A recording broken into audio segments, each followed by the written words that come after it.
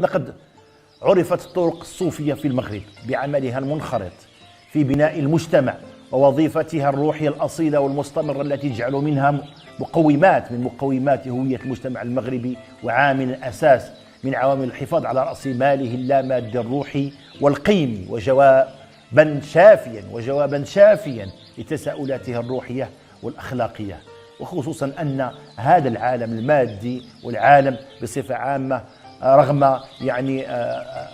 التكنولوجيا ورغم الثروة الاقتصادية يبقى يعيش فراغا روحيا مهولا يسبب في الانتحار، يسبب في تفكك الأسري.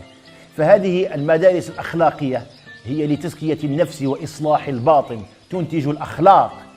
الأخلاق المنشودة إلى المعاني الروحية الربانية الموصولة بالله، وتثمر قيم التعلق به وتستحضر روح التعبد في كل شيء، فلا عمل إلا ويتوجه به إلى الله تعالى، مما يؤدي إلى سد فراغات التشكك والحيرة والاضطراب والأزمات، ويملأها الإنسان بالتعلق بالله سبحانه وتعالى وبهذه التربية الروحية الأخلاقية بأنوار اليقين والسكينة